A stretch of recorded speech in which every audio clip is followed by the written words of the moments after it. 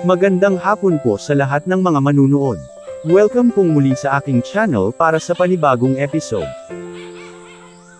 Hello at maraming salamat sa lahat ng mga bagong nag-subscribe, at sa lahat ng taga-suporta at mga silent viewers, maraming salamat po sa patuloy ninyong suporta. Today's episode ay puntahan natin ang mga tanim dito sa aming dating palayan. Malalaki na ang aming mga niyog, mahigit isang taon na ang nakalipas nang magtanim kami nito dahil huminto na kami sa pagpapalay.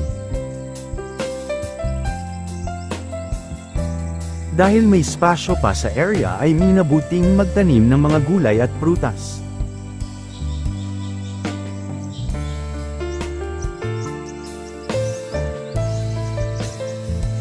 May mga sitaw at pepino dito at maliliit pa.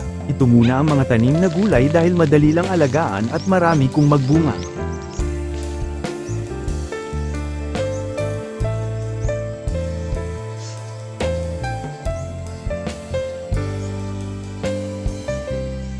Sa kabilang side naman ang mga pepino, para may pagkukunan ng gulay na pang-ulam at pang-benta na rin, in God's will.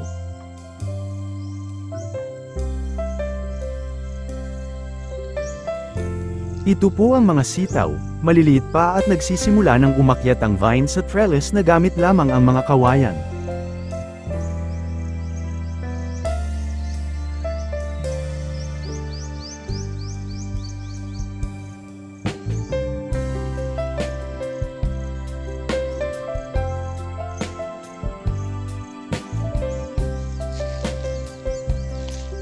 May mga watermelon din dito, halos kalahati ng buong area.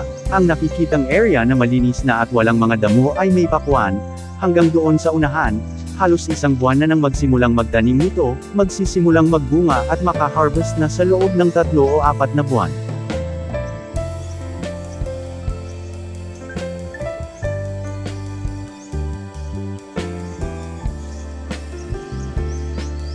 Magtatanim din ng mga mangga dito pero pinapatubo pa namin. Kapag malalaki at nag-graft ay ililipat na dito bilang intercrop sa mga nyog.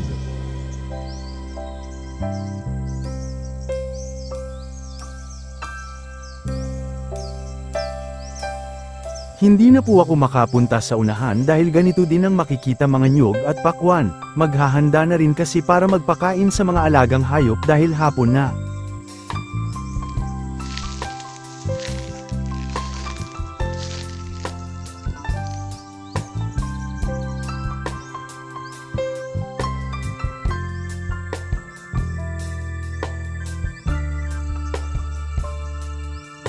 Ito lamang po ang makikita natin sa aming dating palayan.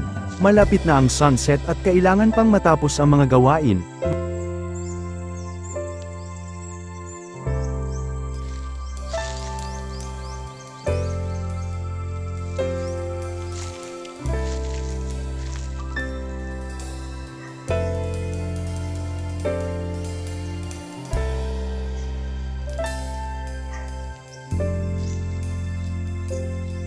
Hanggang dito na lamang po at sana ay nag-enjoy sa tanawin ng aming probinsya. Maraming salamat sa oras ng inyong panunood at happy farming po mga kaibigan.